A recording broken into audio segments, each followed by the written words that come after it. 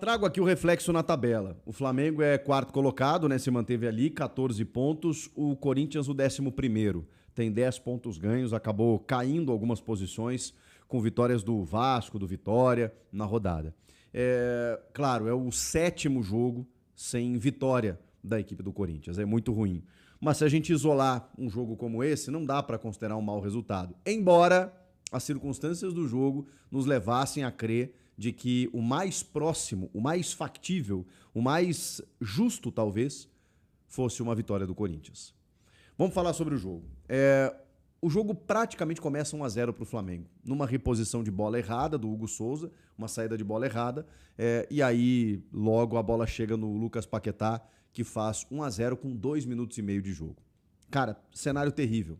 Falha do teu goleiro, recém-convocado para a seleção brasileira, dentro da tua casa, nesse contexto todo, né, de 6 jogos já sem vitória, você está indo para o 7º, um adversário que é um arquirrival nacional, né, vamos colocar dessa maneira, os dois decidiram uma Supercopa não tem 2 meses, e de repente você já sai perdendo pro teu rival dentro de casa. Mas claro, tem o jogo inteiro ainda para você correr atrás, mas muito mais difícil com o Flamengo com a qualidade que tem. O Paquetá começou o jogo e aí você tem ali jogadores do quilate do Jorginho, do Arrascaeta, com uma defesa muito bem postada, né, que inclusive foi diferente, né, até com o Danilo e o Vitão, o Rossi, que é um goleiraço, é um timaço, né, um timaço o Flamengo. E aí, o que aconteceu? A partir desse gol, só deu Corinthians. O Corinthians teve uma maturidade, uma resiliência, a gente vai falar dos problemas também, mas eu gostei da postura do Corinthians. O Corinthians teve outra postura, o que a gente já projetava durante a semana. Quer saber? O jogo do Corinthians com o Flamengo vai ser muito diferente daquele contra o Coritiba, porque infelizmente esses caras eles têm uma ideia, né, de que quando o adversário é desse tamanho, é desse nível, a corrida é diferente, a entrega é outra, a gente sabe como funciona. Então eu tinha certeza que a postura do Corinthians seria outra. E também, é preciso dizer, contra o Coritiba tem uma diferença técnica no jogo muito diferente. E tô citando o jogo contra o Coritiba porque talvez tenha sido o símbolo, né, de uma atuação a não fazer, né?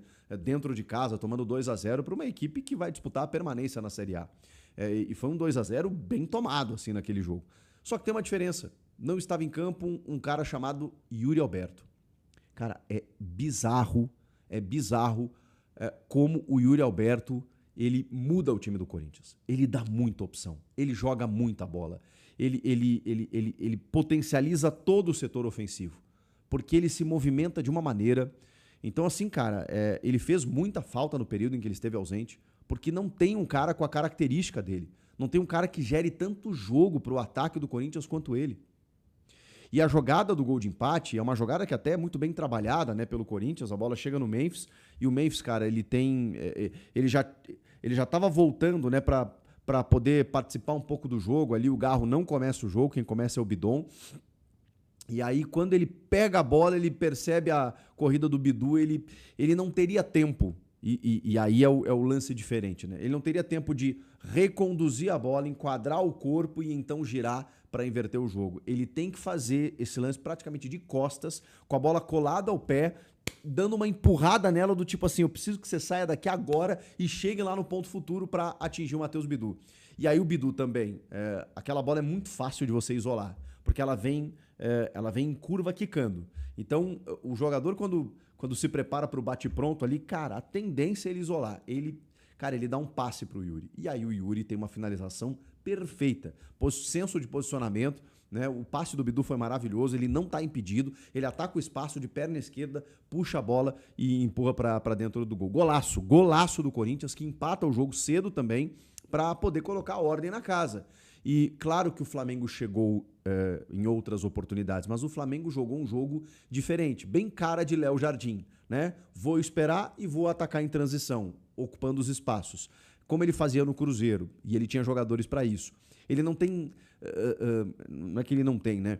Ele tem também. Ele tem o Samuel Lino, por exemplo, né? Lá ele tinha o Caio Jorge, o Matheus Pereira era o meio armador, né? Ele tem o Arrascaeta agora. Então ele consegue trabalhar com essas peças para poder impor o jogo dele. E é um jogo muito eficiente, né? Tanto que com 2 minutos ele já está vencendo por 1-0 justamente num erro do adversário.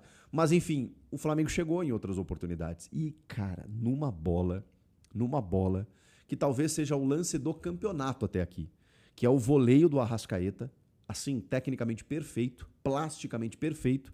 A bola vai no ângulo e o Hugo Souza, ele faz um movimento que é assustador, porque ele consegue defender aquela bola com a mão esquerda e a bola é uma porrada, tanto que a bola bate na mão dele, sobe muito alta e cai em cima do travessão.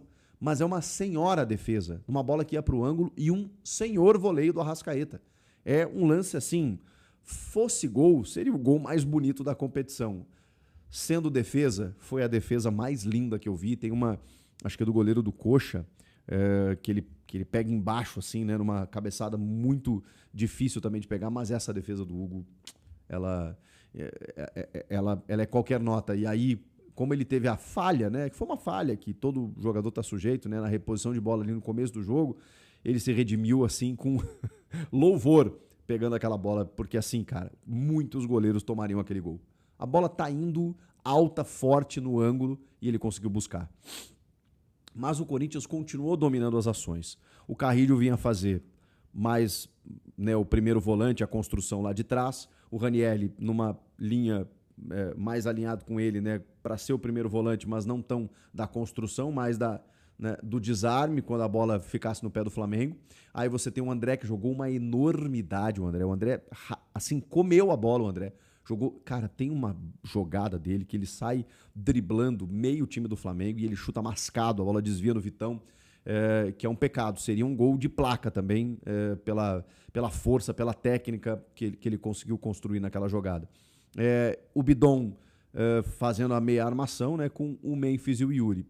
Só que aí, justamente naquele gol de empate, o Memphis sentiu e teve que sair. E a opção do Dorival foi colocar o Rodrigo Garro. Que eu entendo, cara. Tem gente que acha que o Garro não fez um bom jogo. A gente viu o Garro de 2024 e parece que a gente não consegue mais ver esse Rodrigo Garro. Então esse é o problema. O problema é o nível de comparação. Eu acho que ele foi participativo, acho que ele tentou, acho que ele buscou espaços, o Flamengo se defendeu muito bem no segundo tempo depois da expulsão. E estava difícil entrar, realmente, né? Mas é muito distante daquele Rodrigo Garro que vimos. Repito, não acho que ele fez um mau jogo, não acho que ele tenha ido tão mal assim como muita gente pensa. Mas eu também me somo a quem se frustra depois de ter visto um Rodrigo Garro muito mais eficiente, muito mais, né, técnico do que hoje. Mas, poxa, ainda no primeiro tempo, acho que ainda no primeiro tempo, ele tem um passe, cara, que ele fez muito isso em 2024. Ele tá costurando a bola por dentro e aí ele dá um passe invertido, rasgando a defesa do Flamengo. A bola ainda desvia na zaga, mas chega no Yuri Alberto, que o Yuri dá essa opção, né? E aí o Garro começou a tentar encontrar o Yuri no jogo. Enfim, tem vários momentos do Garro em que eu acho que ele se apresentou.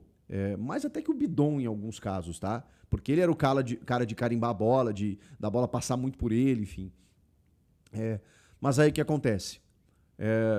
Começa o segundo tempo e o Corinthians tem uma expulsão, que é uma expulsão também polêmica do Rodrigo José Pereira de Lima, com o Caio Max no vídeo. Ele expulsa em campo o Everton Araújo por uma entrada por cima da bola no tornozelo do Breno Bidon. Eu, honestamente, acho que é um lance de amarelo. E vou explicar por quê. Porque a regra, na verdade, ela é subjetiva nesse aspecto. Então, a regra ela permite que o árbitro tome essa decisão. Se ele interpretar como interpretou duas vezes, né, no campo e no vídeo, teve postura, inclusive, para manter sua decisão, mesmo chamado ao VAR. Ele entendeu como um lance de força excessiva. A força excessiva prevê cartão vermelho. A temeridade prevê o amarelo. Aí, por que é subjetivo? Porque quem olhar esse lance, alguns vão achar temeridade, outros força excessiva. E tá tudo certo. Porque aí é uma questão de avaliação. Eu acho que é temeridade. Não é só isso que você analisa no lance, tá? Tem outros ingredientes. Mas, por exemplo, o VAR achou temeridade. Tanto que ele chama para que ele dê uma analisada se não era um lance temerário. E o árbitro disse, não, é força excessiva. Eu estou aqui elocubrando o discurso do VAR porque são os termos da regra. Se ele considerar força excessiva, é vermelho. Se ele considerar temeridade, é amarelo. Por que eu acho temeridade? Porque eu acho que tem uma disputa de bola, o pé dele escorrega, ele não vem lá tão de cima e ele não tá acima do tornozelo, ele tá no tornozelo. Claro, um lance perigoso, óbvio. E por isso que a regra permite que o árbitro expulse. Eu não acho nenhum absurdo ele ter expulsado. Estou dizendo que na minha avaliação, nos meus elementos de análise ali, um amarelo estava de bom tamanho, tá? O que acontece a partir daí? Cara, o árbitro começou a errar tudo. Ele começou a ignorar faltas, ele começou a inverter faltas, ele começou a se perder no critério, ele começou a permitir conflitos dentro de campo que ele não conseguiu mais controlar. Ele não deu um pênalti claro no André do Ayrton Lucas. Pelo amor de Deus, se aquilo não é pênalti, o Ayrton Lucas não acerta a bola, atinge só o André, que tá de costas para chegar na bola. O Ayrton Lucas acerta o André cai no chão, o VAR não chama, o árbitro não marca, porque a sensação que fica é que a expulsão meio que condicionou a arbitragem para o restante do jogo. E aí meio que estragou um pouquinho o andamento da partida, que estava até interessante até aquele momento. Enfim, o Corinthians não soube aproveitar o jogador a mais? Não soube. Mas o volume de jogo foi todo do Timão, como não poderia deixar de ser. O Flamengo se defendeu muito bem, escapou em alguns momentos, né, com o Carrascal, tentou chegar e até chegou com perigo em alguns momentos, mas esse era o jogo que o Flamengo precisava fazer. E o Flamengo é muito bem estruturado, muito bem organizado para se defender. E o Corinthians teve inúmeras dificuldades. Mas também é verdade que teve uma ou outra chance, assim, claríssima para matar o jogo. Cara, tem uma bola do Guinegão que ele simplesmente fura, que era o gol. Evidentemente ali era o gol. O Yuri consegue salvar a jogada, puxando a bola que está escapando dele, ele, num giro muito rápido de perna esquerda, ele consegue o arremate e o Rossi faz uma defesa absurda, muito rápida de reflexo a meia altura. Mas ali era o gol da virada do Corinthians. Então o Corinthians criou chances, mesmo que não tantas assim pelo seu volume de jogo e pelo que poderia criar com a superioridade numérica, mas criou para vencer e para virar a partida. E aí, cara, muitos erros individuais, técnicos, né? O Kaique que entrou tendo muita dificuldade na construção, muitas vezes ele não conseguia fazer um mano a mano, aí tinha que voltar. O Matheus Bidu fez um jogaço, na minha opinião, foi muito bem, como ele vai bem no apoio. O Yuri, então, nem se fala, para mim, assim, foi o craque do jogo, como joga bola o Yuri Alberto, impressionante.